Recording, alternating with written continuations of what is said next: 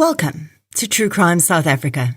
I'm Nicole Engelbrecht, and you're listening to a Rewind episode. What are Rewind episodes, you may ask? Well, they're really just a way to revisit older episodes that you may have missed. True Crime South Africa has more than 180 episodes right now. And although many of you may have listened to each and every one twice, many episodes seem to have been lost in the wave of new content. New episodes take a ton of research time, and I can't always balance a brand new one every single week with all the other stuff. So occasionally I'll be encouraging a review of TCSA's back catalogue with these Rewind episodes. But it's not just the same episode repeated again. In many cases, I'll include a bit of a tack on at the end with updates on new information I've found or received since the release of that episode. I often get comments about how people going back to my early episodes find it so interesting to hear how much my delivery on the podcast has changed. And through these Rewind episodes, I can definitely hear it too.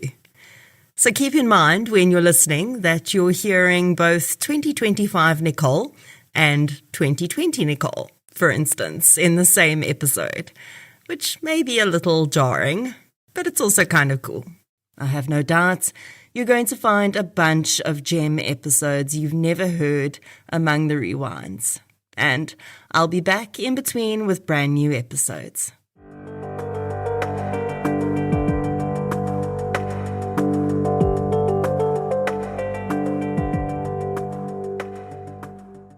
This episode was first released in March 2023. This particular Rewind episode is going to be a little different because instead of giving you updates on the case in question, I'm going to be releasing 2 new episodes related to the case into the feed. Some of you may know that I often do companion podcasts for the true crime series made by Showmax. And I was thinking the other day that because I release those companion podcasts on a whole separate feed to True Crime South Africa, a lot of you probably haven't heard them. Those companion podcasts often contain a ton of really interesting additional information about the case, including interviews with individuals close to it and deeper analysis of certain aspects.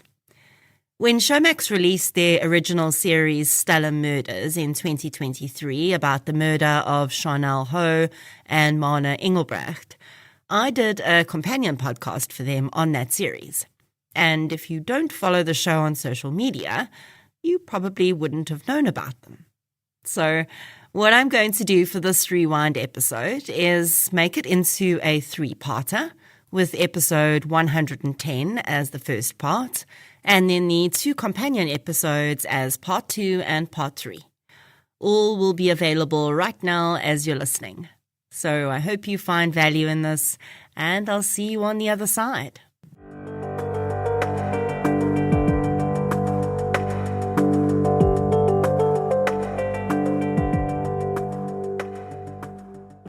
The hostel is quiet as the young girl pads into the bathroom.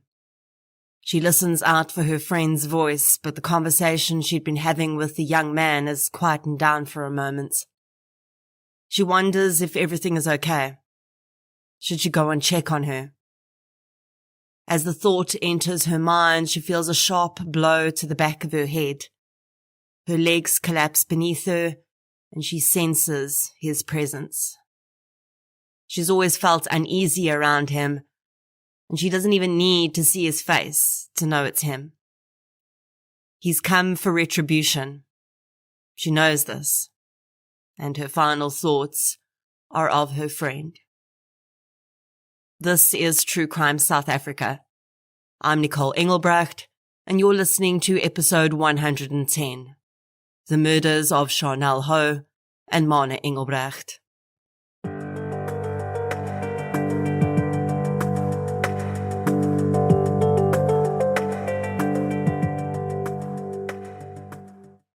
The case I'm covering this week is on everyone's tongues at the moment. And if you're wondering if it's a coincidence that I'm covering it, no, No, it's not. The murders of Sharnelle Hough and Marna Engelbrecht were recently the topic of the latest Showmax original documentary, Stellar Murders. I don't know whether the news is going to have been made public by the time I release this episode or not, but it won't be long until it is. So I will share with you that I've had the privilege of creating another official companion podcast with Showmax, this time for Stellar Murders. If you've been following True Crime South Africa for a while, you'll know that in 2021, when Showmax released their award-winning original documentary Devilsdorp about the Krugersdorp cult murders, they also decided to level up with their innovation and release a first of its kind in South Africa, an official companion podcast with the documentary. And I had the distinct privilege of creating and producing that podcast, which would go on along with the documentary to win 2 awards. The documentary and the companion podcast delve deeply into some of the major issues around this case. But I still wanted to cover the case from beginning to end, because I think that in conjunction with the docu and the companion pod, it will be a valuable tool in truly understanding this case. In researching this case, I used many different resources, including my interviews with people related to the investigation, the documentary Stellar Murders, a book about the case written by Susan Cilliers, and the judgment in the final appeal made by the perpetrator. So let's get into episode 110, the murders of Sharnelle Hough and Marna Engelbrecht. The following episode may contain sensitive material, including descriptions of violence, sexual assault, or graphic descriptions of injuries to victims. If you feel you may be triggered by such material, please consider this before accessing our content. To access trauma counseling or services, please see the helpline information on our show notes. Sharnelle Hough was the only child of Ronnie and Sonia Hough. The couple divorced when Sharnelle was quite young and her father Ronnie remarried. Sharnelle lived with her father, stepmother Anna, and stepbrother on Ronnie's farm in Delareyville. Her mother Sonia lived in Costa, where she worked at a holiday resort, and she lived there too. As is so often the case with rural households, while there's often a primary school close enough to attend while still living at home, when Sharnelle started grade 8, she had to move to a school with a hostel and live there during the week. The Hough family chose Stella High, which is a 46-minute drive from Delareyville. The school had a good reputation, and it was close enough for Sharnelle to spend weekends and holidays at home. She would also visit her mother in Costa quite frequently and had a good relationship with both of her parents. Sharnelle Hough was the quintessential farm girl. She very clearly was happiest when outdoors, and with her deep tan, blue eyes just like her dad's, and long blonde hair, she was a strikingly beautiful girl. Sharnelle's dad, Ronnie, wanted her to be a model. He was sure that this would be a great opportunity for his beautiful daughter to see the world and probably earn some pretty good money at the same time. But although Sharnelle enjoyed dressing up like many other young girls, she didn't see herself modeling. Instead, she dreamed of a future on the other side of the camera. She wanted to be a professional photographer. Sharnelle is described by her family and friends as loving, sweet, and good-natured. She definitely strikes me as having been quite a bubbly and outgoing girl as well, so she likely did well in the hostel environment in Stella, and it would be there that she reconnected with the girl who would become her best friend. Dark-haired Marna Engelbrecht seemed to be the perfect opposite of her friend Sharnelle in many ways, but they were also very similar. Marna, too, was a farm girl. She lived with her father Stefans, mother Rionette, and sister on a farm in the Vryburg district when she wasn't staying at the hostel in Stella. Marna seemed to be less outgoing than Sharnelle and a little more serious.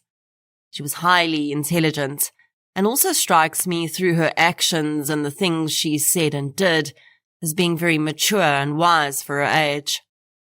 Marna had a deep love for animals and wanted to study to be a vet when she matriculated.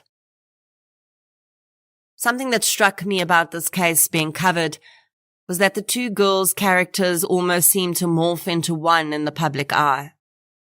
I think that because they were so close, spent so much time together, and would sadly also end up losing their lives together, they almost lost their distinct identities. And yes, these girls did spend a lot of their time together. They really were very closely bonded. When they weren't living together in the hostel, they would often spend weekends at one another's homes. Each girl was so deeply ingrained into one another's family that when they slept over, if the one whose house it was wanted to go to bed early, the other felt comfortable enough to stay up with the rest of the family without them. It was like the Houghs and the Engelbrechts each had an extra teenage daughter. And it would make the tragedy that awaited them all the more difficult to bear. The other role player in this case, Zander Bijlsma, was actually related to Marna Engelbrecht, although this didn't play a role in him meeting and eventually dating Sharnelle Hough. Marna's father and Zander's mother are cousins, but the two younger people had never been close at all. Zander Bijlsma was born prematurely after his mother had experienced significant difficulties in her pregnancy.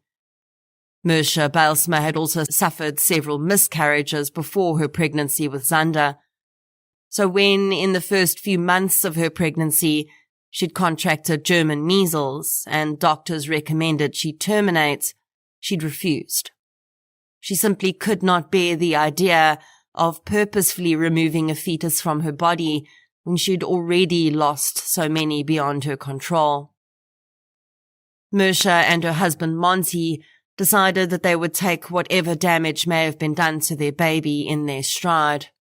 If he was born disabled, then they would cross that bridge when they came to it. When Zander was born, he was a sickly baby for quite some time, but he was not permanently impacted by the German measles virus, and Marna must have felt extremely validated in her decision not to terminate her pregnancy.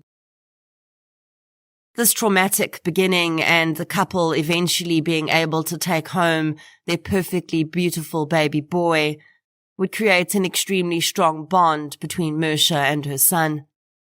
And the waves of this trauma would continue on and be evident in the parents' lives almost 20 years later. Zander grew into a boisterous young man.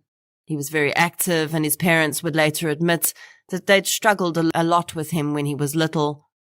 Monty was also working as a South African Police Service officer at this time, and it's perhaps a combination of both of these stressful factors that resulted in Monty and Marna divorcing when Zander was in primary school.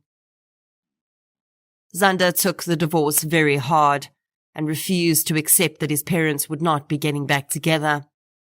Eventually, his parents took him to a psychologist, which would end up having no impact at all, as Zander refused to engage. When you listen to the companion podcast I did for Stellar Murders, you'll hear more about how Zander has been described as a very direct person and, quote, no nonsense. He's described as abrasive and arrogant, and these descriptions would certainly be supported by his behavior later. But others who knew him described him differently. His mother, for instance, described him as a soft-hearted young man who enjoyed the outdoors. Zander's teachers, though, would likely have described him as a bit of a troublemaker. We hardly ever see an offender like this having absolutely no history of antisocial or aggressive behavior. Sometimes you need to dig a little, but it's almost always there. And Zander is no different. Throughout his high school years at Stella, he was almost expelled on several occasions for bullying, an assault incident at a sports day, and possession of alcohol. This last incident got him kicked out of the hostel at Stella just before he started his matric year. He'd moved back to living permanently with his father and stepmother on his father's farm in Vryburg, commuting to school to finish his matric year. When his parents had divorced, Zander had spent a few years living with his mother and then moved to his father's farm when he was in primary school. When he started school at Stella High, he'd lodged in the hostel as home was 45 minutes away and a pretty hectic drive each day. But when he was finally made to leave the hostel for consistently breaking the rules, he had to live permanently with his dad again. Father and son seemed to have a decent enough relationship, but Zander and his mother still had an extremely strong bond and saw one another regularly. It would be another relationship, though, that would change Zander and so many others' lives forever, when in 2017 he met and started dating Sharnelle Hough. As is quite common with young love, Sharnelle and Zander's relationship accelerated very quickly, and they were quite taken with each other almost immediately. For some really interesting insight on the physiological impact of what happens in the young brain when it's in love, listen to the companion podcast where I talked to psychologist Elmarie Claessens about this. Although Marna and Sharnelle's other friends and family were happy that Sharnelle had found someone she cared for so deeply, almost immediately they started to see red flags. In fact, before the pair even officially started dating, a few people mentioned that Zander didn't really have the greatest reputation in the area. He was known to be a bit of a troublemaker, and they weren't sure he was the greatest fit for Sharnelle, who really was a young lady who had her life together. But initially at least, Sharnelle really wanted to give the tall, good-looking and mostly charming young man a chance. It soon became clear, though, that Zander had very specific expectations from his partner. Marna commented that she slowly started to notice that Sharnelle was withdrawing from her. And although she understood that this would be normal if one of them got a serious boyfriend, she had a feeling that this wasn't the case with her friend. She felt that Zander was purposefully trying to isolate Sharnelle from her friends and family, and at first, he was successful. Sharnelle did start spending far more time with just Zander, and shared less and less with those who loved her. Zander exhibited typical controlling behavior during this time. He insisted on knowing the passcode to Sharnelle's phone and regularly checked her messages and monitored her social media posts. Soon this escalated to physical intimidation, and on more than one occasion, Zander was witnessed pushing Sharnelle and grabbing her arms when they argued. Although Sharnelle was enamored with Zander, she was not entirely blind to what was happening to her, and their relationship would be on again and off again on several occasions throughout the approximately 11 months that they dated. But Zander would always convince Sharnelle that the difficulties they were experiencing were normal, and they just needed to work harder on their relationship. Marna, though, was having none of it. She told Sharnelle in no uncertain terms that the relationship was extremely toxic, and she needed to end it with Zander. In September 2017, Zander asked Sharnelle to be his date at his matric farewell, and his behavior around this event would be called into question throughout the town of Stella. After confirming that she would accompany Zander, Sharnelle had gone with her mother to buy a dress for the event. But when she told Zander that she'd found a dress and purchased it, he explained that this wasn't the way this was going to go. He had everything planned, and all she needed to do was show up. Between him and his mom Mersha, Zander designed and had someone make a dress that he thought Sharnelle would look good in. He chose the jewelry she would wear with the dress, and even told his mom that Sharnelle would not be wearing any makeup that night because he didn't like the way women looked with makeup on. Mersha had eventually convinced him that makeup was part of the whole dressing up experience, but Zander had only agreed to it if Mersha would make sure Sharnelle wore minimal makeup. He even chose her hairstyle. On the day of the matric farewell, Sharnelle went through to Zander's mother's house and she helped the girl to get ready.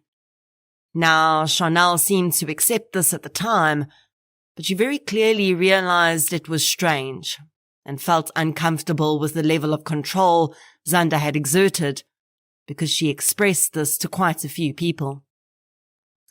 In the companion podcast, I delved down into this incident with journalist Mariska Kutzer, who was able to get quite close to Zander's mother, Mersha. Mersha essentially says that Zander just wanted Sharnelle to have a stress-free day because she was his guest. And while this may be true, I just can't fathom the thought of a teenage boy inserting himself into his partner's dress choices, makeup, and even grooming decisions to this extent. Plus, when Zander did this, he knew very well that Sharnelle and her mother had already gone to the trouble and expense of buying a dress, one which would remain unworn in Sharnelle's closet. Looking at the timeline of Sharnelle and Zander's relationship, I have to wonder if Sharnelle didn't maybe find it difficult to break up with Zander permanently while he was still at the same school as her. And I can see how this would be difficult. He was in her space every day, charming and convincing. But by December 2017, Zander had matriculated. He'd gone to work for his father and no longer saw Sharnelle on a daily basis. To make up for this lack of daily physical contact, Zander attempted to increase his other forms of control with Sharnelle, phoning and texting her incessantly. Eventually, in early 2018, Sharnelle broke up with Zander for good. She'd expressed to her parents and friends that she really was not happy with him anymore, and his aggressive outbursts when he didn't get his way scared her. Those close to Sharnelle were happy that she'd finally made the decision, but immediately saw that Zander was not backing off. He continued to try and pressure Sharnelle into getting back together with him, and became such a nuisance that eventually Marna told him, in no uncertain terms, that if he didn't leave Sharnelle alone, he was going to be in trouble, as her friend's parents would take it further if they needed to. Zander responded to Marna's message with a shockingly hate and expletive-filled message of his own. In it, he called Marna some pretty disgusting names, essentially telling her to back off and leave Sharnelle alone, or else. Marna immediately showed the message to her father, Stefans. Stefans later explained how he'd phoned Zander, deciding that there needed to be some voice of reason in the matter, and told the young man that he didn't appreciate him calling his daughter such names, and he should never do it again. And it's here that a really clear separation in Zander's character comes out. He's described by many as being respectful of his elders and being polite. He'd managed to impress Sharnelle's parents with how helpful and respectful he always was to them. But as Stefans Engelbrecht laid down the law with him in that conversation and told him in no uncertain terms that his behavior was unacceptable, Zander showed a different side. He started screaming at Stefans that he had no right to tell him what to do, and he ended the tirade with an ominous threat. If Stefans and Marna didn't stay out of his business, he would resolve the issue with his gun. At the time, Stefans Engelbrecht said he took it as nothing more than a pumped-up threat from a young man filled with emotion. But he did warn Marna not to have any further interactions with Zander.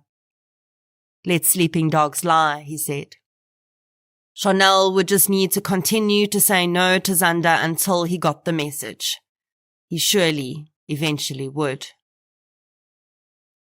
By April 2018, Sharnelle was still struggling with Zander's refusal to accept that their relationship was over.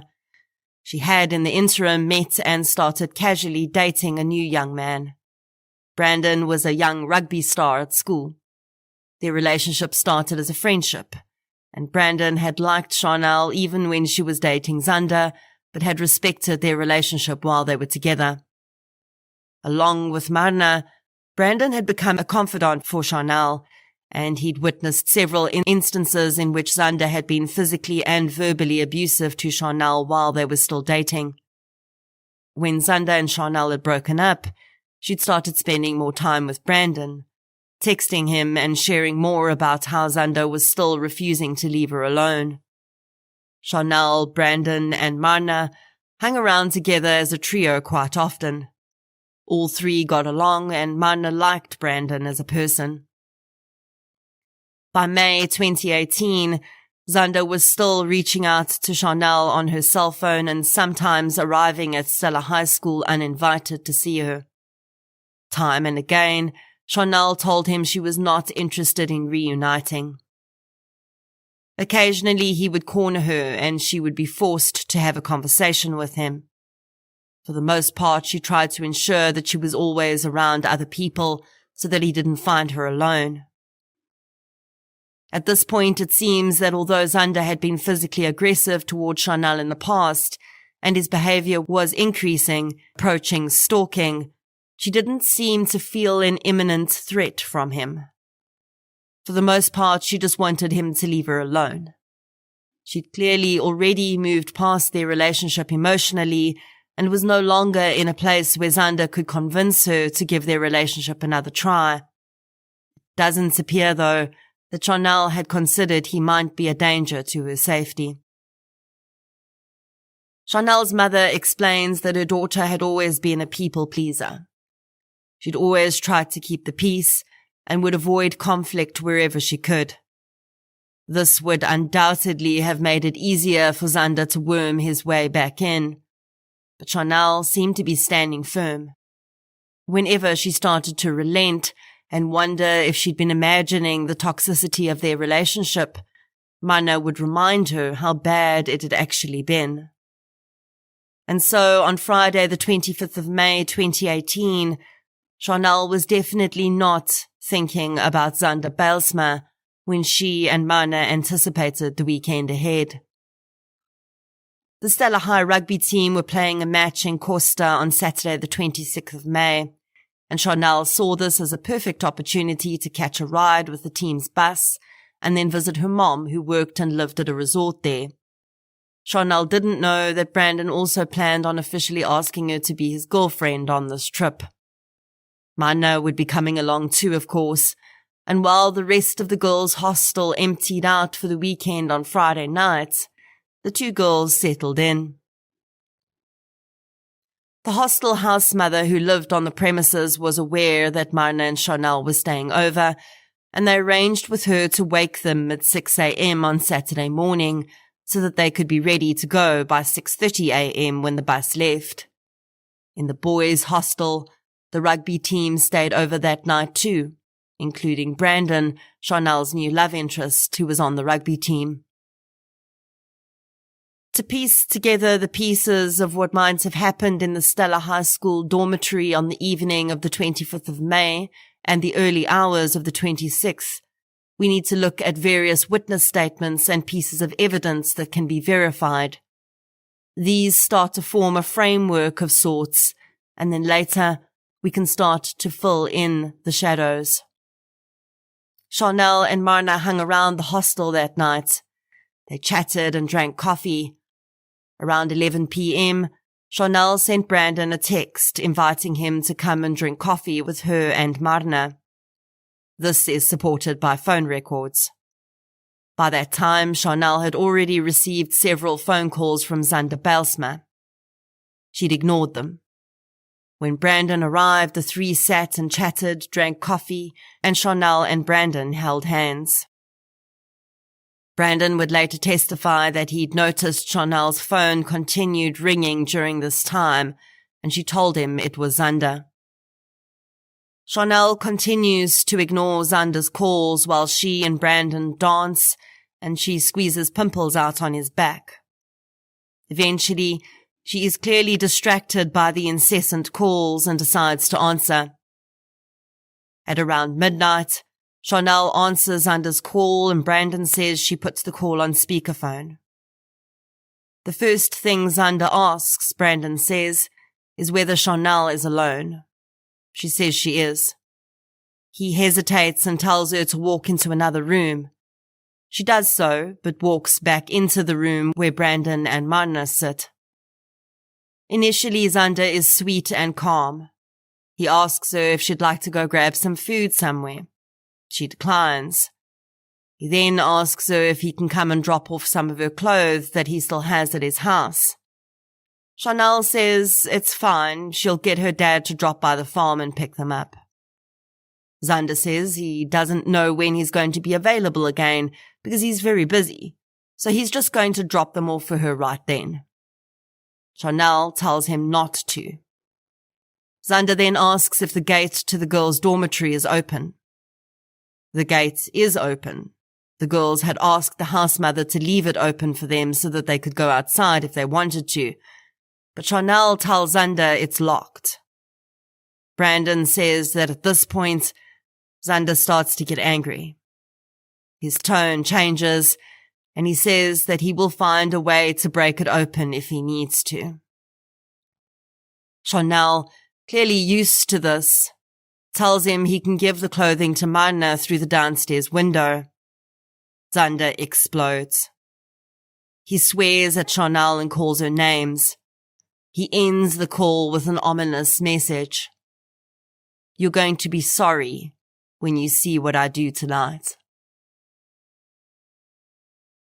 When the call ends, Brandon says Sharnelle is suddenly transformed from the happy, relaxed girl she was just a few minutes before into a tearful, frightened person. Brandon knows that Zander has threatened to take his own life in the past. He's used that to manipulate Sharnelle into getting back together with him on many occasions. He wonders if that was the point of the threat he just made, or was it that he would harm Sharnelle? Sharnelle does seem fearful, he says, but as much as Brandon offers to stay over with her and Marna, she declines. He suggests they come and sleep in the boys' dormitory, but this makes her equally uncomfortable. She's afraid they'll get into trouble. She tells Brandon not to worry, that she'll just ignore Zander if he comes there. It's too late to ask the house mother to lock the front gates, so they'll just stay in their room. Everything will be fine, she reassures him as he says goodnight, and he reluctantly leaves the two girls alone. Brandon's phone records show that his last communication with Sharnelle was around 1 a.m. when he texted her to ask if she was okay, and to again suggest that he sleep there or they come to the boys' dorm. Sharnelle responds, telling him it's not a good idea and she's fine. At 3:42 a.m., Sharnelle's father's phone pings with a message. He's asleep and will not see it until the next morning, when he'll be a little surprised about the content. It's a photograph of Sharnelle in her bra. The message attached reads in Afrikaans, "I love you, Brandon." Half an hour later, at 4:17 a.m., Sharnelle's mother's phone also receives a message. It reads in Afrikaans, "Mommy, I just wanted to say that I love Mommy, and I'm sorry." The Afrikaans word for sorry is jammer, and in the message it's spelled incorrectly. Sonia Ho will only see the message 2 hours after it was sent when she wakes up. 6 a.m. on the 26th of May 2018 brings a number of activities into the timeline of this case. In the Stella hostel, the house mother is waking up and getting her coat on to go and wake Sharnelle and Marna. The rugby boys are beginning to stir too in the hostel next door. In Costa, Sonia Ho wakes up to find the strange message from her daughter. She immediately feels that something is not right about the message. Sharnelle spelled words correctly, and the text style is not the same as her daughter's either. She wonders if something is the matter. She tries to phone Sharnelle, but there's no answer. After a few attempts, she phones her ex-husband, Ronnie, and asks whether he knows if the girls' plans have changed. Are they still coming to Costa? Pulled from the fog of sleep, Ronnie says that as far as he knows, nothing's changed. After he ends the call, he'll see the strange message from his daughter's phone. And soon, he will know that absolutely everything has changed. And it will never be the same for him or his family ever again. As the hostel house mother opened her apartment door and stepped out into the chilly dormitory halls, the first thing she noticed was a clump of long, dark hair on the floor near the downstairs bathroom. Still in a haze of sleep and set on her destination, the first floor bedrooms where Sharnelle and Marna slept, she continued on, passing the clump of hair and the bathroom. She would need to ascend one flight of stairs to the first level where the girl's bedroom was, but she wouldn't ever step a foot on a single stair. As she rounded the banister, she was met with a sight that made her entire body lame with shock. 17-year-old Sharnelle Hough was suspended from the stair railing by a piece of rope.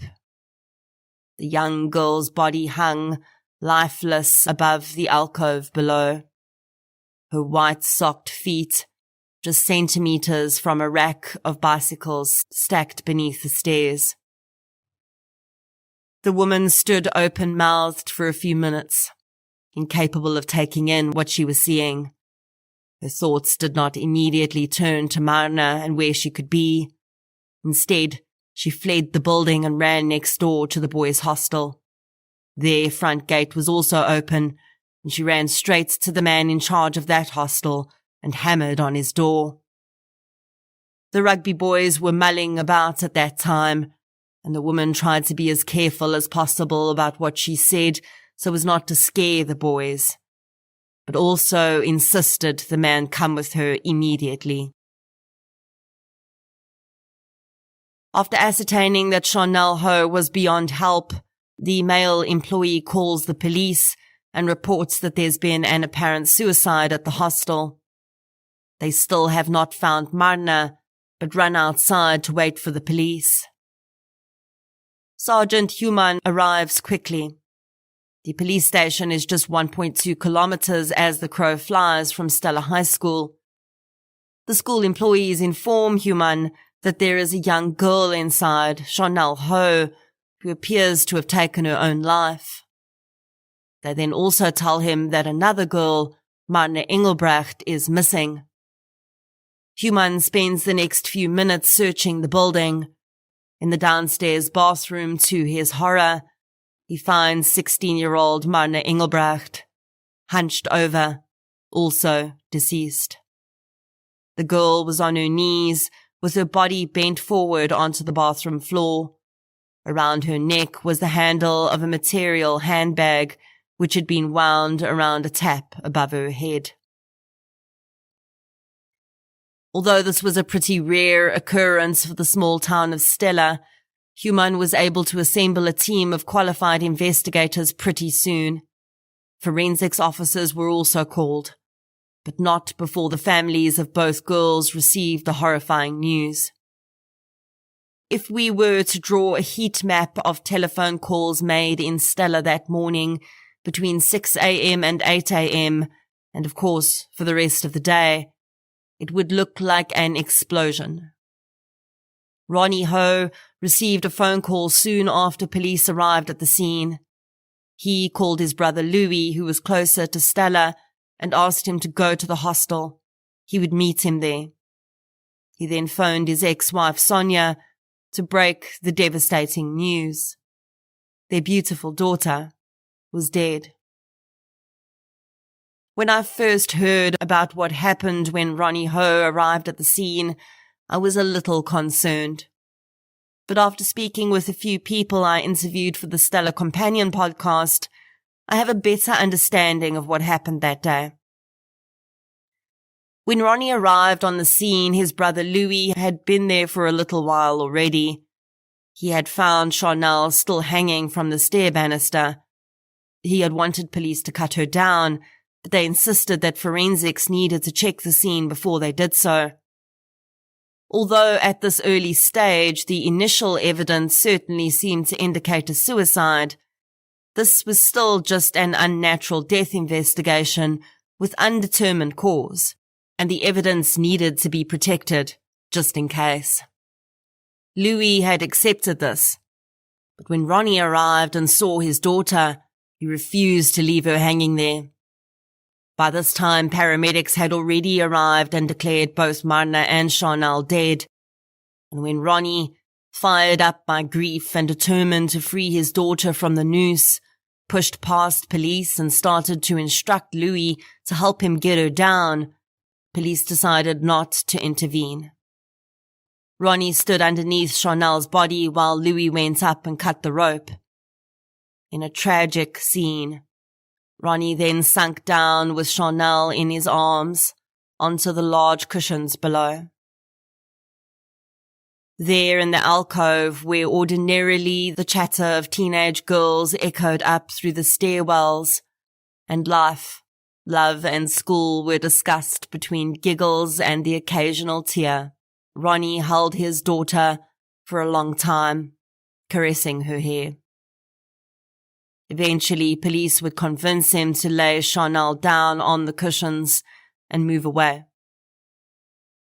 While that was happening, the Engelbrechts had also received the news of their daughter's death, and they too arrived on the scene. Marna's mom and sister entered the building and viewed Marna's body in the bathroom. Their immediate thought was that suicide did not make sense with the way that her body was positioned. When the rugby team had boarded the bus that morning, Brandon had immediately noticed that Sharnelle and Marna were not there. He'd become concerned when the hostel father had come to him and asked him for Marna's cell phone number. He'd asked what was happening, but no one would give him any information. Brandon was reassured by his coach that their absence was noted and explained, and more information would be shared with them when they arrived in Costa. All phone calls and texts to Sharnelle's phone go unanswered. Eventually, when the bus trundles into Costa, the team alights and gathers on the field. The coach explains to the boys that Sharnelle and Marna have both been found dead. No mention is made of suicide or murder at this point, but the fact that both girls are deceased seems to make it clear to the team that it was not natural. Brandon later explains that he was horrified at hearing the news and immediately thought about Xander's phone call. He calls Ronnie Hough and explains what he witnessed the night before. The grieving father thanks the boy for letting him know and puts the phone down. The private investigator involved in this case, Chris Saunders, would end up playing a pretty pivotal role. It was long assumed by many that he'd been hired by either Marna or Sharnelle's parents, but I would discover during my research for the companion podcast that this was not correct. In the hours after the girls' bodies were found, the school's management committee called Saunders. The school, of course, immediately realized they could be held, to some extent, culpable in the girls' deaths. They had, after all, died while in the school's care. Initially, I'd wondered whether perhaps the parents had not trusted the local police to correctly investigate the case. But when I discovered who actually hired Saunders, his presence made a lot more sense. The school wanted their own parallel investigation to take place to ensure that they had their own evidence to, perhaps, if it came down to that, defend a civil case.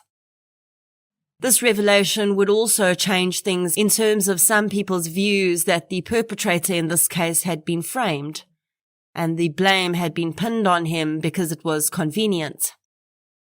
While the parents may have, and you'll soon hear certainly did, immediately suspect Xander Bijlsma, the fact that Saunders was hired by the school and not the parents meant that he had no so-called pony in the race, for want of a better phrase. When it came to the outcome of an unnatural death investigation or an eventual perpetrator. To the school, it didn't make things worse or better if this was a suicide or murder, nor did it make a difference in severity whether the perpetrator was someone who lived on the school premises or someone who didn't. By this point, it was already clear that the front gate on both hostels had been left open overnight. It would become evident that this was not entirely uncommon, especially when the hostel was not full. So this is how, just hours after the crime, when the family and gathering concerned parties were still outside the hostel, PI Chris Saunders appeared on the scene. In the companion podcast, Chris shares with me how he felt on arriving there and more about his investigation. Saunders was granted access to the scene by officers and was given a walkthrough. He viewed the bodies and then went back outside to talk to the parents. It was then that he first heard the name, Zander Bijlsma. There are several people close to Sharnelle and Marna who, when they heard the girls were dead, even when it was still being alleged that they'd taken their own lives, immediately named Zander as a person who should be spoken with. Sharnelle's cousin goes as far to say that when she heard Sharnelle was dead, her first thought was she didn't commit suicide. She was murdered, and Zander did it. When Chris Saunders walked back out of the hostel and was given the breakdown of Zander's relationship with Sharnelle and his threats against Marna, he was then told that Stefans Engelbrecht had just heard from Ronnie about Zander's phone call the previous night, and Engelbrecht had immediately headed out to the Bijlsma farm. The others present were very concerned about what might happen, as Stefans was armed and understandably highly emotional. Saunders quickly drove out to the Bijlsma farm in the hopes that he could stop Stefans from doing anything he may regret. Chris Saunders is an experienced private investigator, and one of the tools he uses to ensure he misses nothing in his investigations is his voice recorder. He doesn't use the recordings as evidence, but he uses them to ensure he keeps a timeline in check and has good recall of exactly what was said by whom. That day, he switched his recorder on when he arrived at the Bijlsma farm and slipped it back into his pocket. When he arrived, he found Monty Bijlsma and Stefans Engelbrecht outside with Zander slumped down close to the ground against a wall. Stefans was angry, insisting that Zander had killed his daughter. He pointed a gun at the pair when he arrived and threatened to shoot them. Saunders could cut the tension with a knife, and he starts to attempt to scale down the emotion. First, he ensures Monty that he's not there to accuse Zander of anything. He just wants to talk to him. Then, he tries to convince Stefans that he will ensure Zander gets to the police station so he can provide a statement about what happened and everything can get cleared up. Eventually, Stefans relents and leaves. Saunders notices that Zander looks sleepy and is slurring his words slightly. He asks Monty what's wrong with him. It's his first time meeting the young man, so he's not sure if this is normal for him or not. Monty tells him he thinks he's just in shock. In reality, though, Zander has taken what has been described as a handful of antidepressant and anti-anxiety medication shortly before Stefans arrived. It is unclear exactly how many tablets Zander took and why he did so. He would claim that it was to help him deal with the shock of hearing about Sharnelle and Marna's deaths, and he'd planned to take a nap after taking them, but Stefans had arrived. It's very clear from his behavior, though, that he'd taken far more than the recommended dosage, and many would speculate that this may have been a suicide attempt. It's also unclear who these tablets were actually prescribed to, as Monty didn't seem to realize his son had actually taken anything. In fact, Zander himself, when asked why he looked so sleepy and was slurring slightly, said nothing about having taken tablets initially, and simply said it was from the stress of the day. Although Monty initially did not want to let his son go with Saunders, he eventually relented when Saunders promised to ensure the young man was safe, and also on the condition that Monty would follow behind in his vehicle. Before they leave the farm, Monty admits to Saunders that he cannot provide his son with an alibi. He says he left the farm at 6:30 p.m. the night before and only arrived back that morning. Also, before they leave the farm, Monty asks Saunders if he thinks he should organize a lawyer. Saunders tells him it would probably be a good idea for Zander to have access to legal advice. On the drive to Stella, the voice recorder in Saunders' pocket would record every word said in the vehicle. Zander claims that he first discovered that Sharnelle and Marna were dead at 7 a.m. that morning when Sharnelle's cousin had phoned him. Then Saunders steers him back to the previous night. He asks where he was. Zander said that he was with his friend Pitty until 15 minutes past 10 at night. It would emerge that this friend of Zander's had a tragic past himself. This difficult childhood would be called into question briefly when it emerged that the two young men had been together that night. But Pitty was home the entire night after Zander dropped him off, and his cell phone activity confirms that too.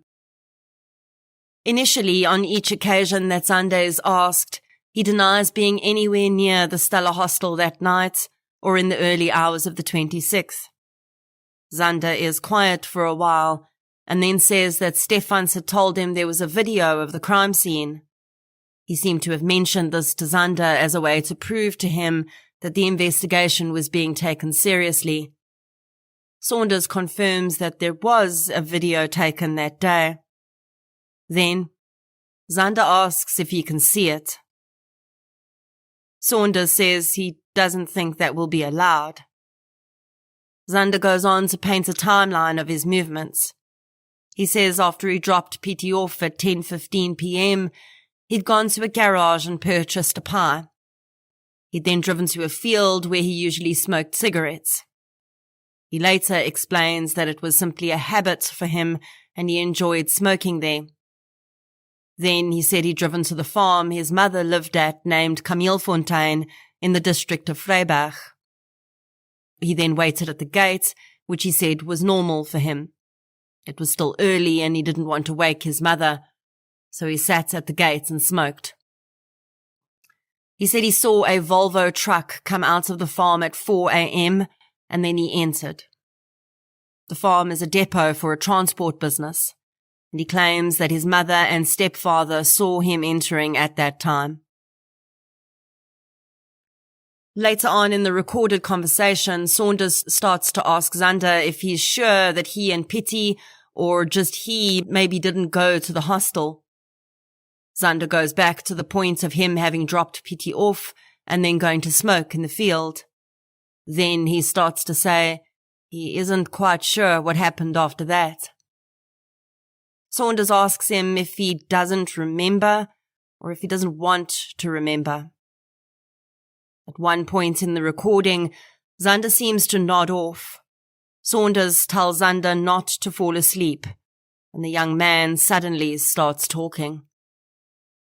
In fits and starts, he tells Saunders that he went to the hostel to talk to Sharnelle to see if he could fix things between them. When Saunders asks him what time he was there, he puts it after 2 a.m., but he's unsure. This would line up with the other evidence we have in terms of what time Brandon says Zander had called and the last contact Brandon had with Sharnelle. He says he and Sharnelle sat on the stairs and spoke for a while. She said she wasn't going to get back together with him because she was seeing someone else, and this made him angry. Saunders then asks some questions that are, well, questionable in my opinion. He asks if he had hung Sharnelle, and then asks if he'd strangled Marna in the bathroom. Zander initially denies that he did either of these things. Saunders then launches into a deep description of how Marna was killed and with what she was strangled. Xander responds by saying that after he and Sharnelle spoke, he left. Saunders tells Xander that everything will go a lot easier on him if he just tells the truth. He tells him that he can get a good lawyer and defend his case, but he has to tell the truth. Xander asks what he would need to say in order to get shot. Saunders says no one's going to shoot him. He just needs to tell the truth. Xander reiterates that he wants to be shot. Eventually, after some more conversation from Saunders, Xander tells him that the part where the murders took place feels like a dream. Sharnelle had told him she'd like to get back together with him, but she couldn't because everyone else was against it. He says at some point, Sharnelle got up to go put on long pants as she was getting cold. When she did, Marna had come downstairs and gone to the toilet. He tells Saunders he'd then grabbed a handbag that was lying near the stairs and he'd gone into the toilet. Marna was washing her hands and he attacked her from behind, punching her head and grabbing at her hair simultaneously. He said he'd wrapped the handbag around her neck and strangled her until she was no longer breathing. He then wrapped the handbag around the tap to make it look as though she'd hung herself. After that, he'd gone back to the stairs where Sharnelle had returned after changing. He'd continued talking to her, trying to convince her that they should get back together, but Sharnelle had continued to refuse. Xander went on to explain that he'd punched Sharnelle in the chest to wind her, and then wrapped his forearm around her neck and throttled her until she passed out. He then tied the rope around her neck and around the stair railing and lowered her until she was dangling in the air. He claimed he'd then walked away. I'm going to jump ahead slightly here because I want this all to be fresh in your mind when I discuss Xander's later claims. Xander would later say that Chris Saunders had fed him information during this discussion and told him what to say in his eventual official confession. And I will admit that there are times where Saunders does perhaps provide a bit too much information. But there are two things we must remember. Firstly, the information we hear Saunders providing was not what is termed guilty information, as everyone on the scene that day would have seen that Sharnelle was hung from the stair railing with a rope, and Marna was strangled with a handbag. Xander being told that would not necessarily influence any confession. The second thing we need to remember is that Stefans Engelbrecht was at the Baalsma farm for at least half an hour before Saunders got there. In his emotional state, he could have and likely did say every horrible thing he had seen at the hostel. So the information about how Sharnelle was hanged and what Marna was strangled with could have come from him at that point as well. The thing to keep in mind is, that I think is important at least, is that there was information in Xander's statement to Saunders and his eventual confession to police that no one could have known at that point in the case, because that information was only revealed in the autopsy. What Chris Saunders, Stefans Engelbrecht, and anyone else at the scene that day could not have known is that Sharnelle Hough's death was far more horrific than Xander described. And I will warn you that the following details are very difficult to listen to. When Sharnelle Hough's body was assessed by a forensic pathologist, he determined that Sharnelle had indeed suffered 2 different types of strangulation wounds to her neck. One wound was a pressurized throttling with something much wider than a rope, a forearm, for instance. This wound would not have killed her and was inflicted straight across her neck from side to side. A big part of the disbelief that one person could have committed this crime was the fact that 2 girls were controlled seemingly so easily, and no one could understand how Sharnelle would simply have allowed someone to place a rope around her neck and suspend her from the railing without a fight. But the autopsy results explained this. Sharnelle had first been incapacitated briefly by a blow to her chest, which would have winded her.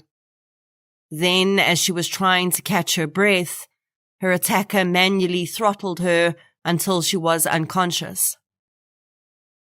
Disturbingly, though, the pathologist would say that after the rope had been placed around Sharnelle's neck and she'd been pulled over the railing and cast down into the suspension position, the young girl had regained consciousness. This was clear from the way the rope had bruised her throat in various places and rubbed against her skin. It was also clear from her broken fingernails and the claw marks on her neck. Sharnelle Hough had woken up as the rope tightened against her throat. Desperately gasping for air, she'd clawed at the rope while trying to find anything to gain footing on, a fruitless attempt as she dangled in the alcove. All of her nails on her right hand were broken. She was right-handed, and this makes sense as she would have predominantly used her dominant hand to attempt to free herself, and most of the nails on her left hand were broken too.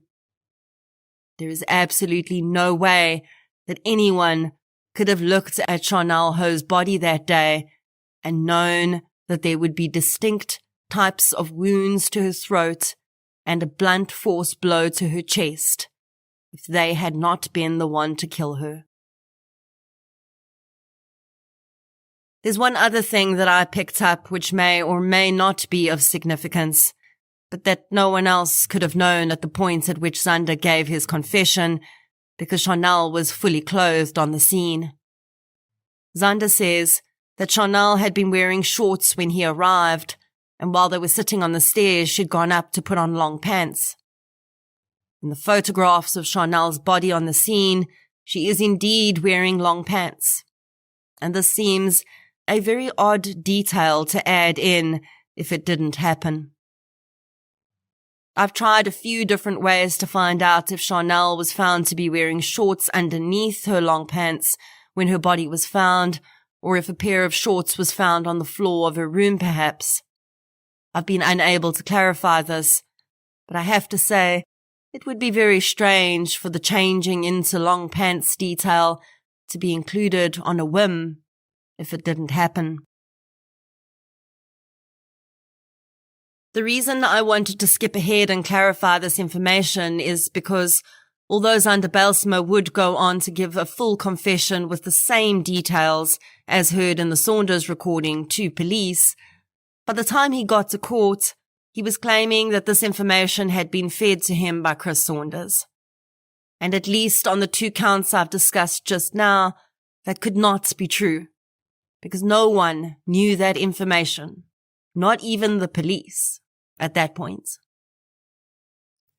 After being delivered to the police station by Saunders, Zander Bijlsma provided a full confession there too, and he was arrested. His mother Mersha and father Monty were present at the police station. Zander was 19 years old by this time, so he did not need to be accompanied by a guardian. He was asked on several occasions if he would prefer to speak with a lawyer, and he declined to do so until after he'd confessed. Zander was arrested that night. The town of Stella was in complete shock. In a matter of 24 hours, 3 of their young people had had their lives completely changed forever. 2 had their lives snatched away, and the 3rd would now have to prove he was not their murderer. I found the town of Stella to be such a unique place, with such interesting dynamics, that I dedicated a good part of the first episode of the companion podcast to it. Soon, Stella was overrun with media, and the usually quiet town was buzzing with tension and emotion. The students at the school were given trauma counseling, and I can only imagine how difficult it must have been for the girls who lived in the dormitory to continue going about their daily lives there knowing that 2 of their friends had died in that very building. On Friday, the 1st of June 2018, Marna and Sharnelle were laid to rest in a joint ceremony. Their families decided that this is what the girls would have wanted.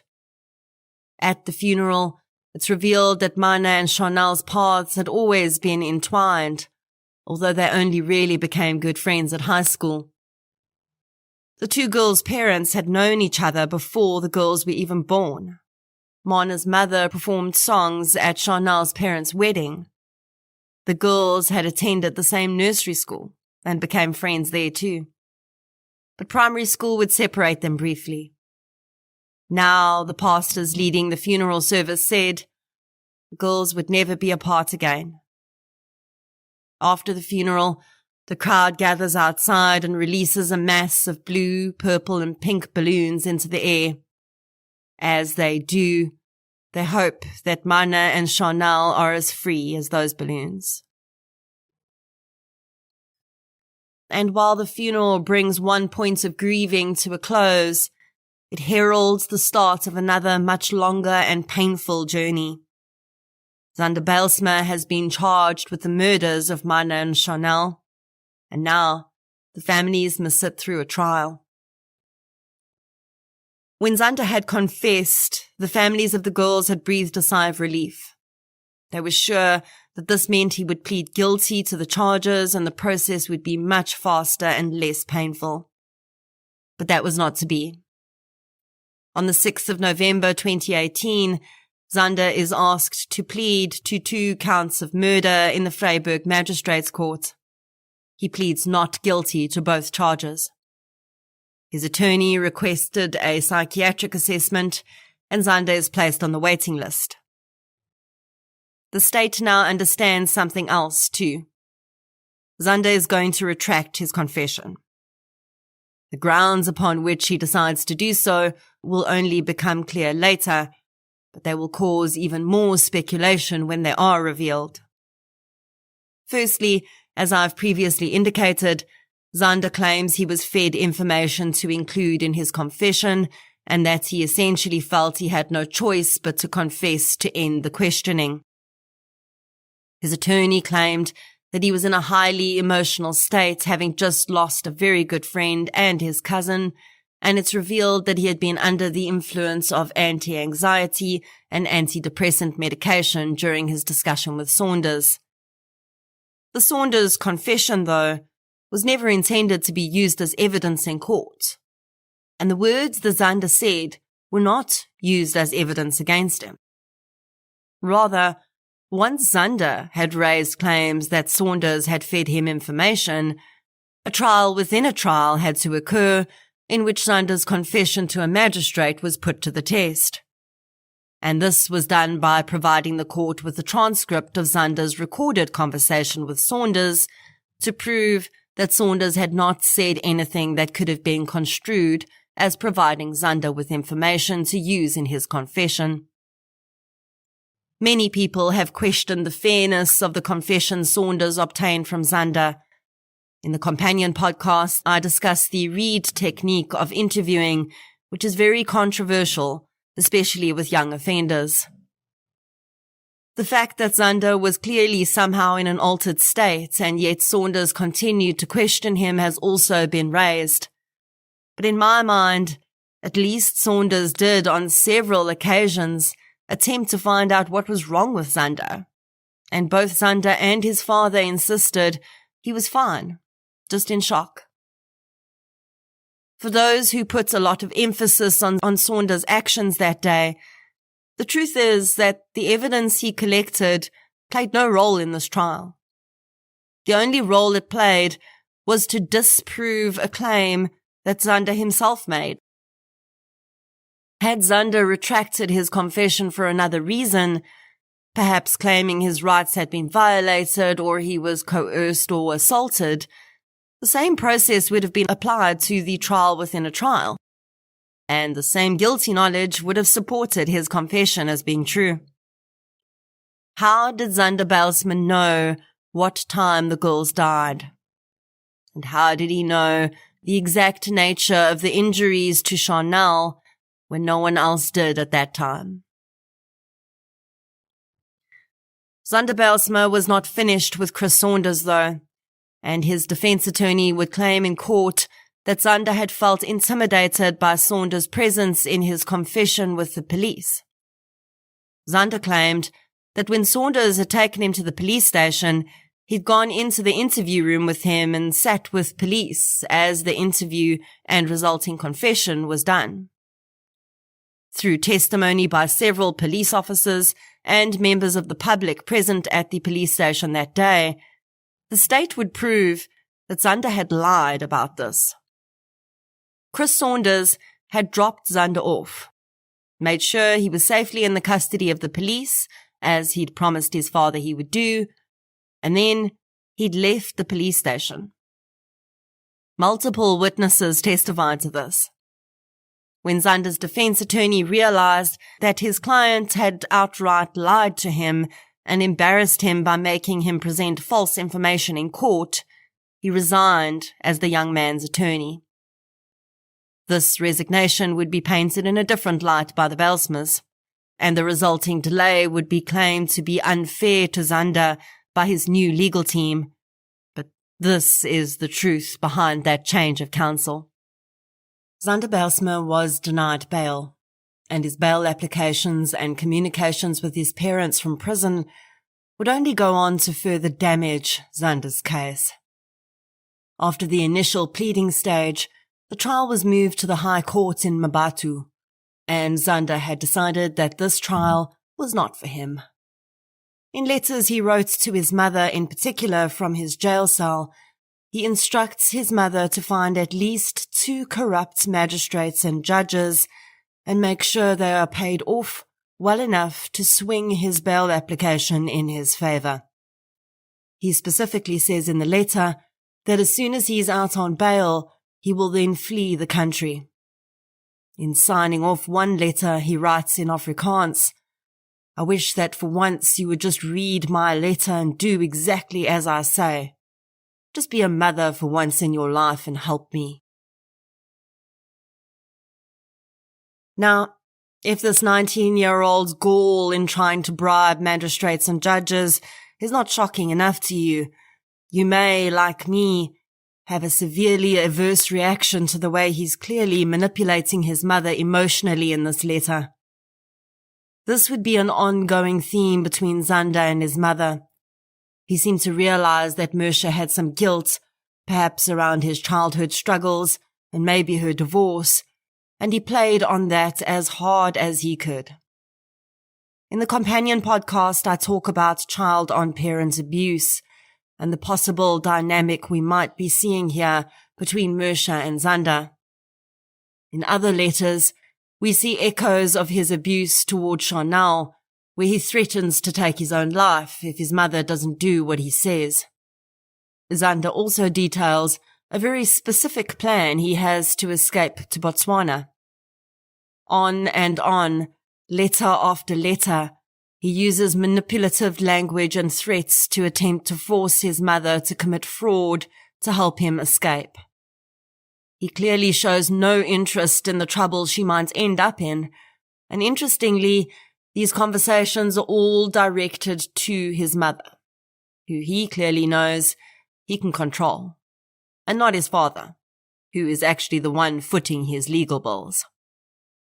Sadly, Zander's arrogance did not take into account that any letters written and sent from prison by a defendant or convicted offender are considered part of the public record, and these were soon picked up and confiscated by prison officials. They were handed over to the state, who used them to ensure that Zander Bijlsma would definitely not get bail. The level of deception here is just astounding, to be honest. And although Zander continues to claim his innocence, I have to ask, if Zander was innocent, why on earth would he be lying about Saunders' actions? And why would he be so willing to commit crimes and have his mother do so too, to flee the country? Surely, if he was innocent, His case should have stood the test of justice. He did, after all, have excellent attorneys. Monty Bylsma would end up having to sell the farm that had been passed down through generations of his family to pay for his son's legal bills. Also, during the bail hearing phase, another piece of the defence's own case would be used against them. The psychiatric assessment they'd asked to be done had come in. The defense hoped to use it to show that Zander had not been serious about the threats of fleeing that he'd made in his letters. But what ended up coming out was far more useful to the prosecution than the defense. Psychiatrist Grant Strong's assessment, rather than showing that Zander was somehow just in a very stressed state when he wrote these manipulative letters, attempting to coerce his mother into committing crimes, instead showed the personality traits Strong identified in Zander were exactly the same as those represented in the letter. Strong describes Zander as depressive and having feelings of inadequacy. He exhibited an inability to understand the true motives of others and leaned toward being paranoid about what he thought other people were up to. Strong felt that the letters and his assessment showed that Zander was very quick to act impulsively, and he allowed his anger to overwhelm him. Strong says that Zander often felt that his own experience of the world was far deeper than other people's. He felt alone and misunderstood. Strong indicates that Zander shows significant markers of paranoid personality disorder. I discuss this quite significantly in the companion podcast and how traits of this disorder did seem to show up in Zander's behavior. When Bylsma's new defense attorney came across the statement from Sharnelle's new boyfriend, Brandon, they quickly hooked on to the young man in an attempt to create a reasonable suspicion. To this day, those convinced of Zander's innocence attempt to claim that Brandon should have been looked at closer as a possible suspect. One of the main points that Zander's team would use was that Brandon's proximity to the girls that night, he was on the same premises, and the fact that it was his testimony about Zander's phone call that had seemingly had people looking at Zander to begin with. The DNA evidence in this case, or lack thereof, would also be a major bugbear for some. But that is an entirely separate issue I'll discuss in a moment. First, let's address the probability that Brandon would have made a better suspect in this case than Zander. All of the information Brandon testified about from a timeline perspective can be verified by cell phone records. Yes, he could have made up what Zander had said on the phone, but he was spot on about the number of times he'd called and the timing of that last call. Police looked at Sharnelle's communications with Brandon and found no indication that there was any toxicity from him toward her. He was kind and loving in his messages toward her, did not push her to commit to anything she wasn't ready for, and respected her decisions. And this leads to motive. Although this isn't something that's required to be proven, why would Brandon want to kill Sharnelle and Marna? There was absolutely nothing for him to gain from killing the girls. Zander, on the other hand, had significant psychological motive. He had a tremendously extensive history of abusing Sharnelle, both physically and emotionally. He had threatened Marna and her family. Then there is the DNA, or the lack thereof. There was no usable DNA evidence in this case. In other words, Zander's DNA could not be identified on the murder weapons or the victims. Much has been made of the fact that Zander's DNA could not be identified, and also that several unknown samples of DNA were picked up on both the victims and the murder weapons. There are several things we need to consider here. The crime scene was not someone's house. It was a high-traffic area, through which many different people moved every day. There would have been a huge amount of DNA everywhere in that hostel. That, combined with the fact that besides the murder weapons, there was really no way of knowing where the killer may have touched, already made the collection of DNA by forensic techs a mammoth job. Despite this, they did swab surfaces that could have been touched by the perpetrator. The railing area around where Sharnelle's body was found, the entry door to the hostel, the girls' phones. Their bedrooms were also swabbed in various areas because it was unknown when and how the perpetrator had gained access, and whether he'd surprised the girls in their rooms or not. Besides Sharnelle and Marna's own DNA, no identifiable DNA could be distinguished from the surface swabs taken from the crime scenes. Now, that obviously doesn't mean there was no DNA. It may mean that the number of profiles present made it impossible for the lab to distinguish one profile from another, and thereby tie it to a single person. The murder weapons would have been two places that, had DNA from a suspect been found, would have made pretty significant evidence in court. But the two items used to murder Sharnelle and Marna came from the dormitory. The handbag and the rope were not brought in from the outside, and therefore would have been subject to the same mass of DNA contact as the other surfaces and objects in the hostel. The handbag, to our knowledge, was not touched by anyone that entered the scene that morning, including Marna's family. But the rope that was used to kill Sharnelle was. It's never been explained how the paramedics were able to check that Sharnelle was indeed deceased when she was still suspended. And while it is possible that they could have pushed through the bars on the top level and simply reached out and checked her that way, it is also possible that they had at some point touched the rope. But one would expect the medics to be wearing gloves anyway.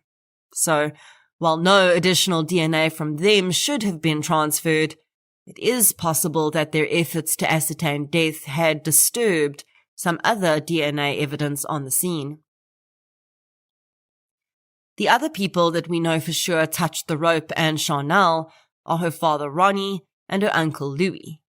And again, it is entirely possible that their DNA would have been transferred to Sharnelle's body or the murder weapon. But also, again, every added DNA profile makes it more and more difficult on a scene where there are already multiple DNA profiles to distinguish from one another. The DNA from under Sharnelle's broken fingernails was collected, and the main profile there was her own. A significant amount of her own skin was found under her nails from clawing at her throat in an attempt to loosen the rope. Other unknown DNA profiles were also picked up, which were never identified. Although in many cases, DNA from under a victim's fingernails would be valuable evidence, here it's not, because we know from the autopsy that Sharnelle was incapacitated very quickly and did not have the opportunity to fight back. Sharnelle did not scratch her attacker. Now those who would believe that Zander's innocence would cry foul at the fact that seemingly none of the DNA evidence was tested against anyone other than Zander. Some say that people such as Brandon, Ronnie, and Louis should have had to submit DNA samples to rule out their DNA from the rest. And perhaps that would have set some minds at ease. But that's not the job of an investigation. Both Ronnie and Louis Hough's DNA on the rope could easily be explained. Brandon's DNA on the rope or the handbag would be less likely, but since he'd been in the dormitory, it could also not be strange. In fact, even his DNA under Sharnelle's fingernails or on her body would have been entirely explicable, because they did have physical contact in the hours before she died. They hugged, held hands, danced, and she squeezed pimples out of his back. And yes, I will address this last point because I know it's a bugbear for some. Brandon did not say in his initial statement that Sharnelle had been squeezing pimples on his back that night. He only mentioned it much later. When asked about this in court, he testified that he hadn't realized it was important and honestly felt a little uncomfortable talking about it to the police. And I can fully understand this. He's a teenage boy whose soon-to-be official girlfriend has just been brutally murdered hours after he was with her. And now he has to talk to the police about the physical contact they had that night. Again, Brandon was not a good suspect. And even though I don't usually give credence to wild allegations in the public domain, perhaps we can put this one to rest, for Brandon's sake, and most importantly, Sharnelle and Marna's sake. Some have claimed that it is possible that Sharnelle had told Brandon that night that she was going to get back together with Xander, and he had snapped and killed her and Marna out of jealousy. Is that an impossible scenario? No, but it's highly improbable. And actually, their text messages prove that this was not true. Brandon was the last person in the world that Sharnelle texted from her phone. And her messages to him were kind, loving, and no different from any of the others she'd sent over the previous few weeks. And then there's that text message that was sent to Hough from Sharnelle's phone. The one of her in her bra that said, "I love you, Brandon." Xander Belsma was well known for having a significant issue with the fact that Sharnelle occasionally took provocative photographs of herself. When they were together, he would search her phone for them. In his conversation with Chris Saunders, he mentions this specifically. Why would Brandon, if he had killed Sharnelle and Marna, have sent a photograph like that to her father with his name on it? He would have to be the dumbest criminal on earth. So why would Xander do that? Well, firstly, to demean Sharnelle after death in the same way he demeaned her while she was alive, to attempt to destroy her memory with her father, to prove to the world, at least in his deluded mind, that Sharnelle Hough was not the angel everyone thought she was. And probably, again, with the boundaries of his false perceptions, perhaps he felt his murderous actions were validated by the mere fact that she had photographs like that on her phone. It must also be noted that although Xander would go on to continue to claim that Brandon should have been viewed as a suspect well into his appeals, he only started to name Brandon after his defense attorney was informed that Brandon had been there that night when Xander called, and that Brandon had been sleeping in the boys' dormitory on the premises. Not once before that moment did Xander even suggest Brandon could be responsible. Remember when Xander asked Sharnelle if she was alone when he called, she said she was. She said nothing about Brandon being there. We don't know how Xander knew that Sharnelle was sleeping over at the hostel that night. He may have heard it through Stella's very active grapevine. He may have called her home to speak with her, and perhaps someone there said she wasn't home, and he put two and two together. But there's a very good chance, considering he was no longer a pupil at the school, that he hadn't realized the rugby boys were all at the dorm that night. I've seen some wild and untrue allegations made about Brandon on social media groups. People claiming things about the evidence found that day that are simply blatantly false. And honestly, it disturbs me, because no one deserves that. And ultimately, it does not serve the victims for this unfounded theory to be perpetuated. Talking about those messages sent from Sharnelle's phone, the second one, sent to her mother at 4:17 a.m., was clearly worded to sound like a suicide note.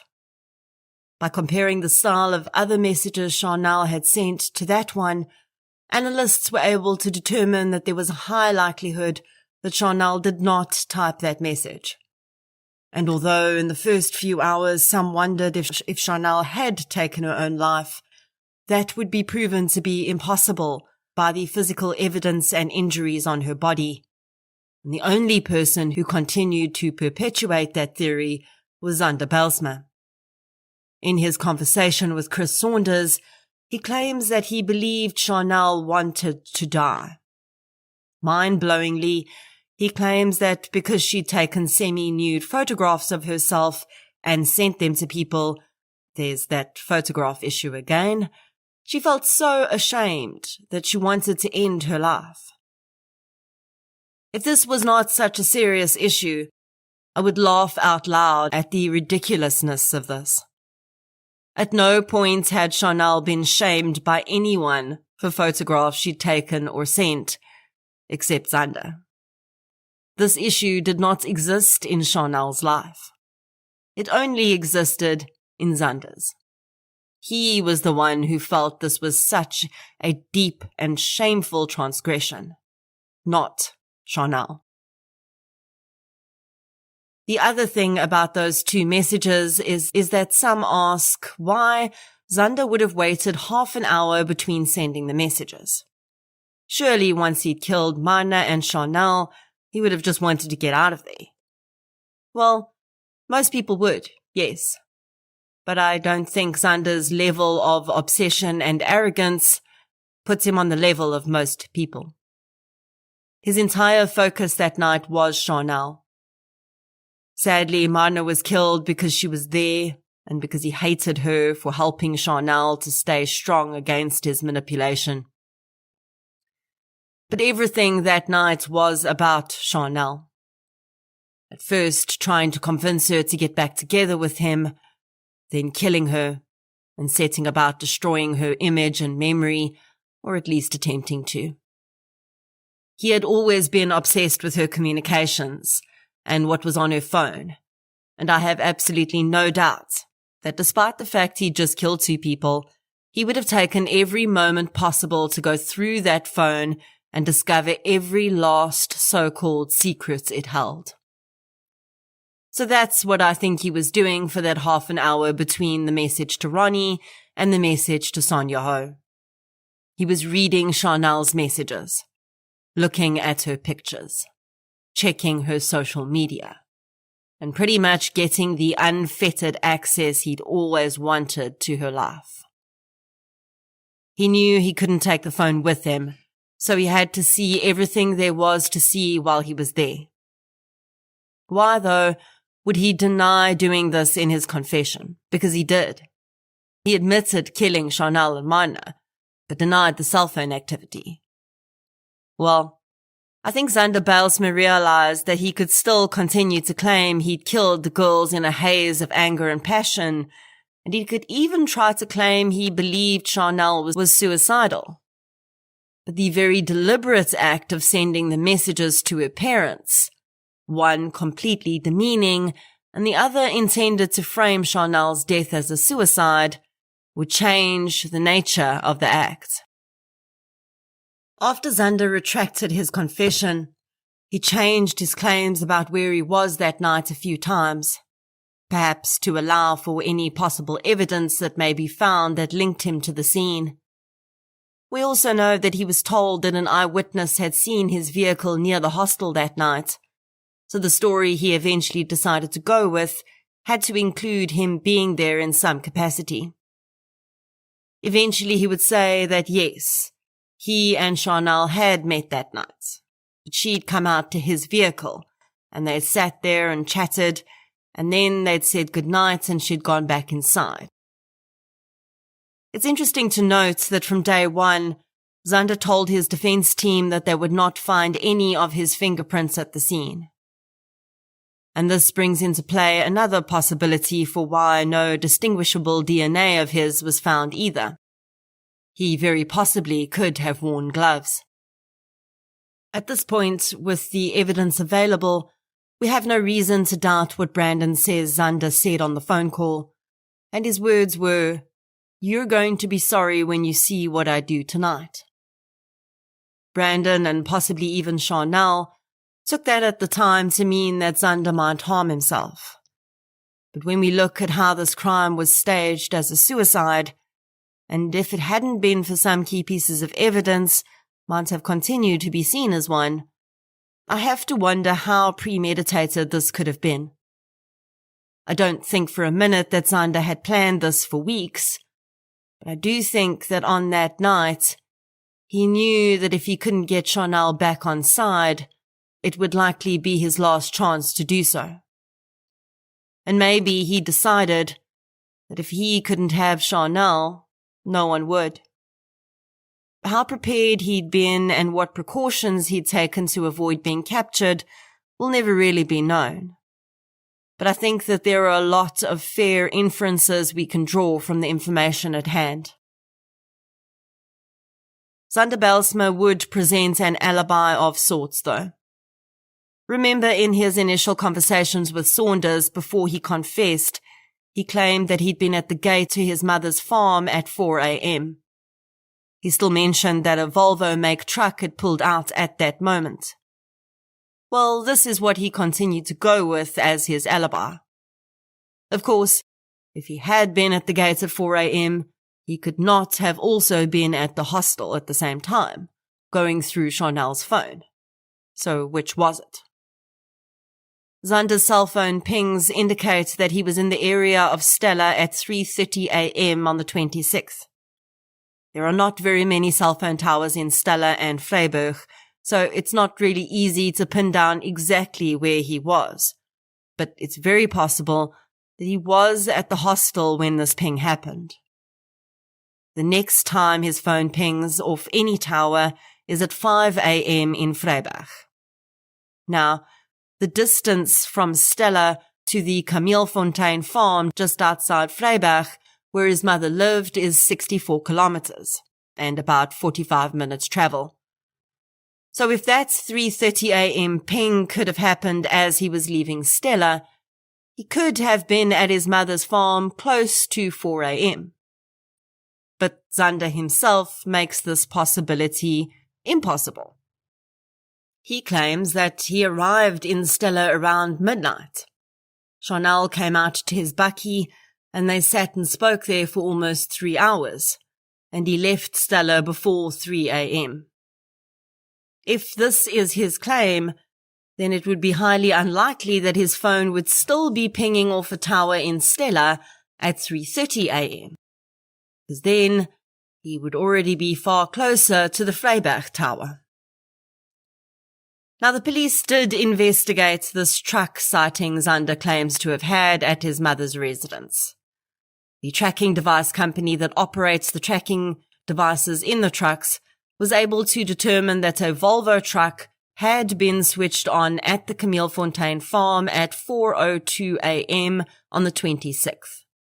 That truck drove out onto the road to Vryburg at 4:30 a.m. The driver of that truck was identified and he was sent a summons to appear in court, but he didn't arrive and could not be contacted after that. The summons was sent by email to the trucking company.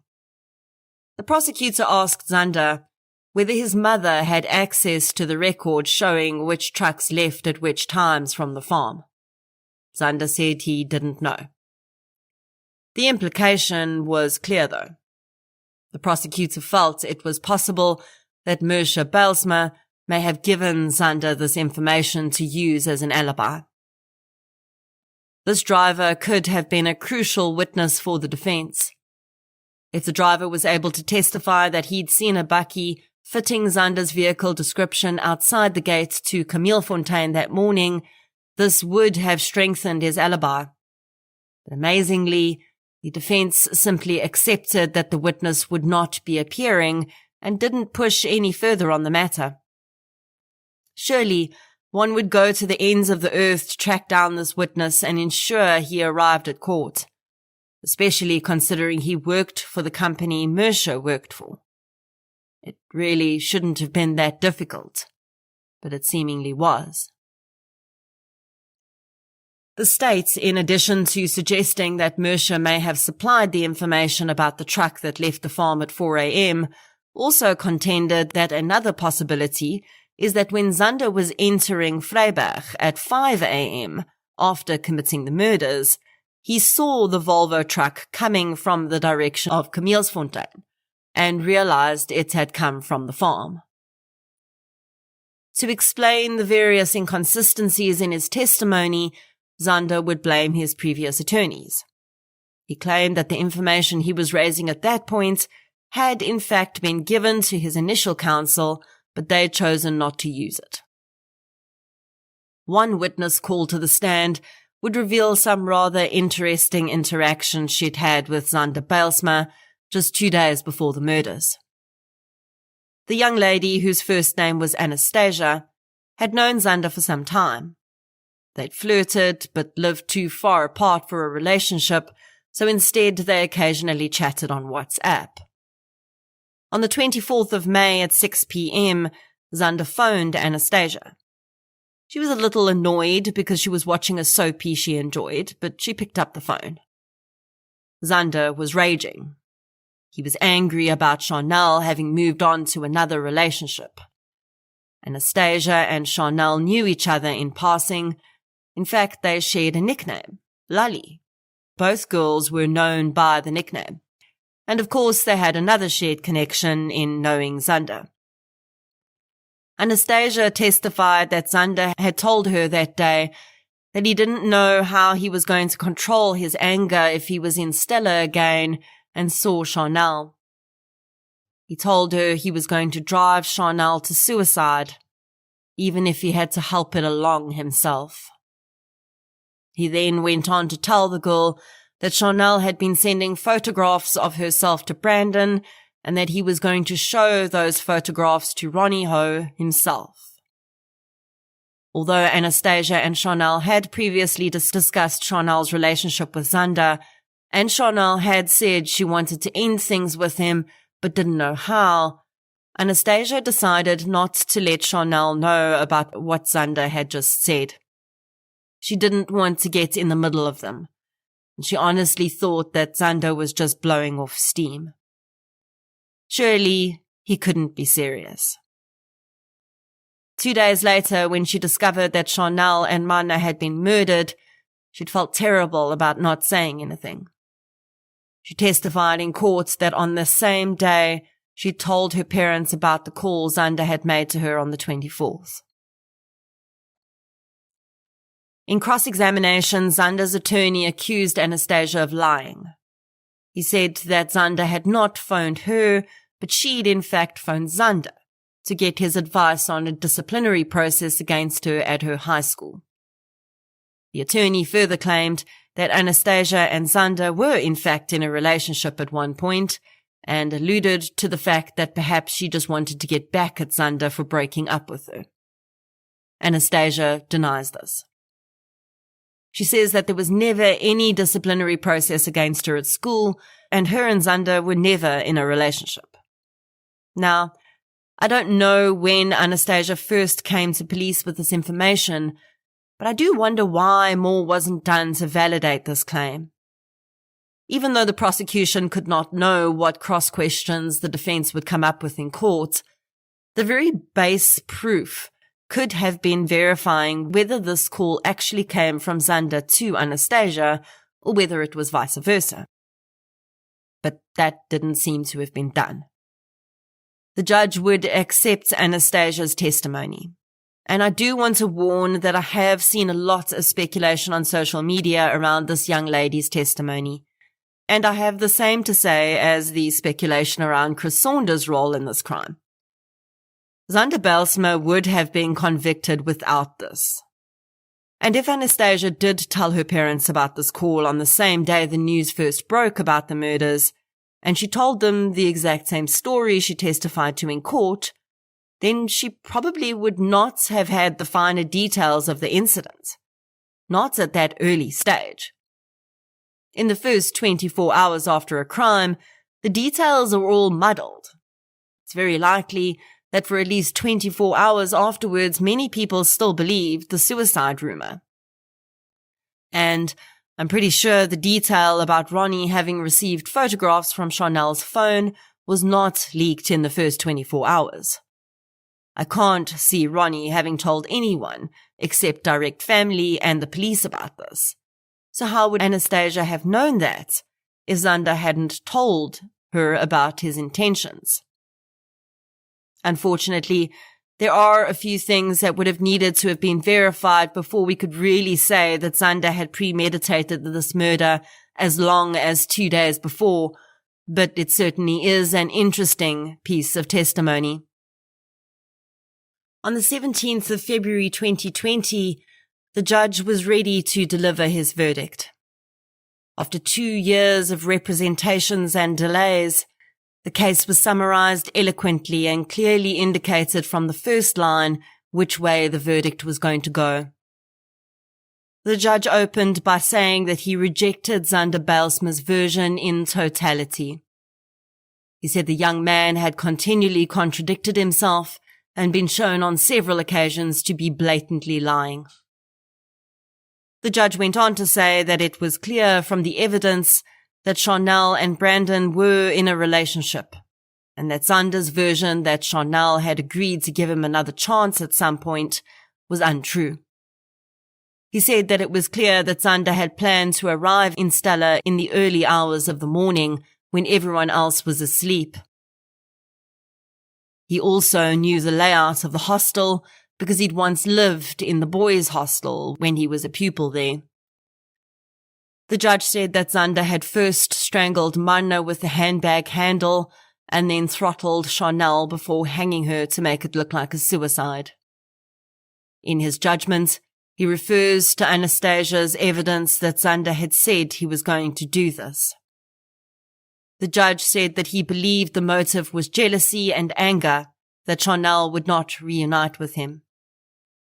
Xander Bijlsma was found guilty of the murders of Marna Engelbrecht and Sharnelle Hough. In the moments after the verdict was handed down, the victims' families sighed with relief, but Xander's mother and grandfather broke down. His father disappeared, and it was later revealed that Monty Bijlsma had exited the courtroom and assaulted the investigating officer and threatened Chris Saunders. Xander remained expressionless throughout and referred the press to his parents. On the 7th of August 2020, the Engelbrecht family arrived at the court early. They carried with them a huge photograph of Marna. They place it against the back wall of the court so that the beautiful young girl's dark eyes look out over all present. The judge will look directly at her as he passes down sentence on her murderer. The sentencing had already been delayed by the start of the COVID pandemic, and the court is a very different place from when they'd gathered there for the verdict to be handed down in February.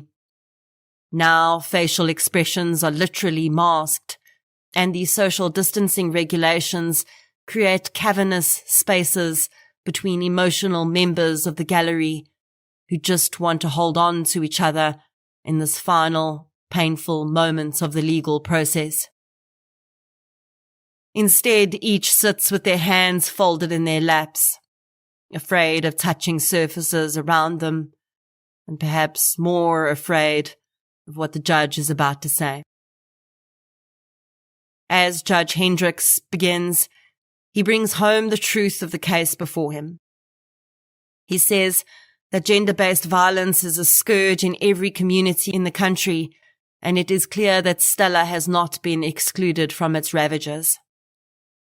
He says that the only thing that may help to stop the violent murder of women at the hands of their partners and others close to them is to pass down the harshest sentences available to these offenders, so that others will know the issue is being taken extremely seriously.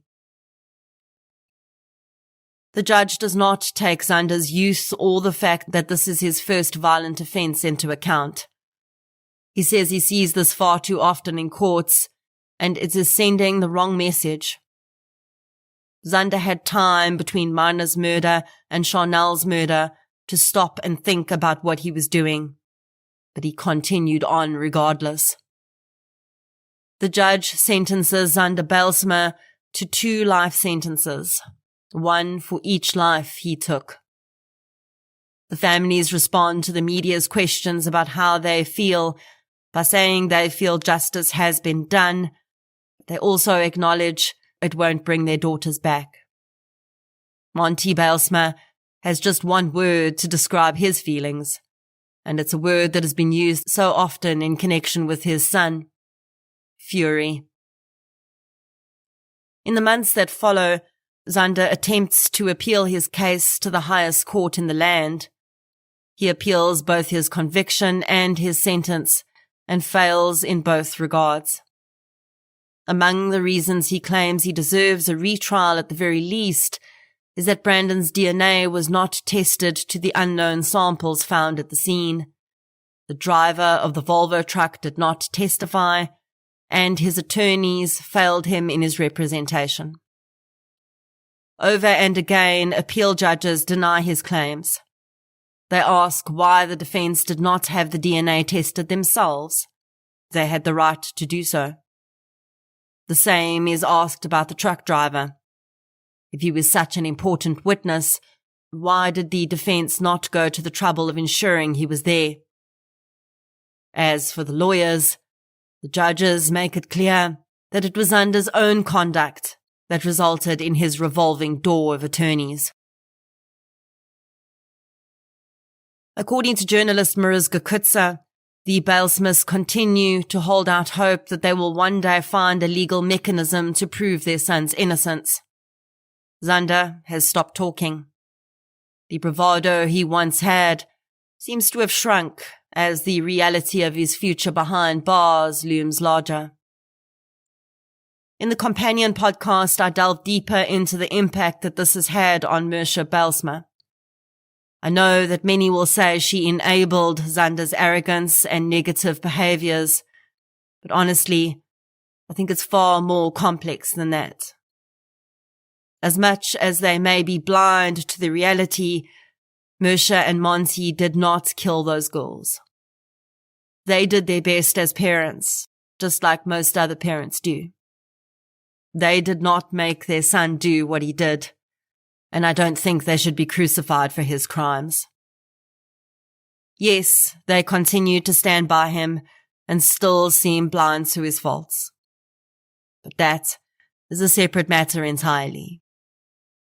Nothing they do now can change what happened. So they just need to muddle along on the path they think is best. And I don't think they need the judgment of the public to make that any worse for them.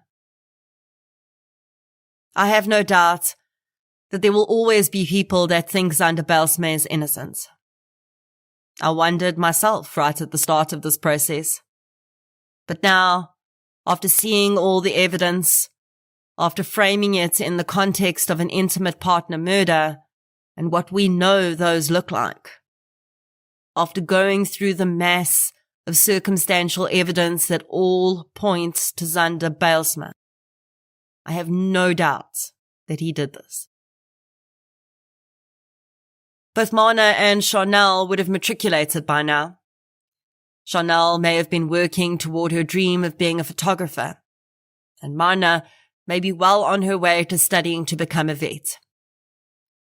If the girls had pursued these study paths, they would likely not have been able to do so at the same university. At some point, their paths would have diverged. And although I'm sure they would have remained really close, each of their lives would ultimately have played out in different ways. That is the natural progression of things, no matter how close you are with a childhood friend. That, though, is something that will never happen. Neither girl will ever get the chance to set out on their own paths and build the lives they deserved. In the Showmax documentary on this case, the loved ones and friends of Sharnelle and Marna speak beautifully about who they were as human beings. And that's really what I think we should start shifting to when we think about this case. Marna Engelbrecht and Sharnelle Hough as they were distinct, unique human beings. No longer Zander Bijlsma's victims. In videos found on Sharnelle's phone, the girls laugh together and use voice filters to speak in weird voices, cracking themselves up each time. They are scenes of perfect innocence. Not a care in the world, and utterly excited about life. Marna Engelbrecht was an incredible friend. The strength of character she showed in standing up to Sharnelle's abuser is really amazing for a girl of her age. And honestly, every one of us needs a friend like Marna. I can only imagine the incredible, brave, strong woman she would have grown into had she just had the chance. Sharnelle Hough should not have had to have spent the last year of her life stuck in a toxic cycle of abuse and manipulation. But she too showed how absolutely courageous she was and how deeply she understood her own value in this world. And as much as he would like it to, what her murderer did does not change that. He wanted their last moments to be as horrific as possible because he believed they deserved that. He wanted to crush Marna's strong, defiant spirit that stood up for what was right. And he wanted to destroy Sharnelle's memory by making people think less of her. And the irony is, everything he did to achieve that served only to do the exact opposite. As Marna's dark, haunting eyes looked out over the courtroom that day, she continued to stand for what was right. And every day that her murderer spends in a tiny cell, devoid of everything that feeds his ego, she continues to stand for that. Not a single person who knew Sharnelle, or even those who'd meet her after her death, think poorly of her. We see what he failed to. A bright and vivacious young woman who was just trying to live her life and experience love for the first time. Sadly, she and Marna both learned the most painful of lessons in their last moments. Sometimes when something looks like love and adoration, like everything you've ever wanted, it's actually the beginning of your worst nightmare. Sharnelle Hough, Marna Engelbrecht, rest gently. Now that you've listened to that full Rewind episode, you can click over to part 2 and part 3 and start listening to the companion podcast episodes. Thank you for listening to episode 110, The Murders of Marna Engelbrecht and Sharnelle Hough. I highly recommend you go ahead and listen to the companion podcast I created for Showmax's original documentary, Stellar Murders, and of course, watch the documentary as well. If you'd like to hear more victim-focused true crime content, please subscribe to True Crime South Africa on Spotify or the platform you're using to listen right now. If you're looking for something still related to real-life stories, but often with a more positive slant, you can check out my new podcast series, I Lived Through This. You can follow both podcasts on social media. We're on Facebook, Twitter, and Instagram.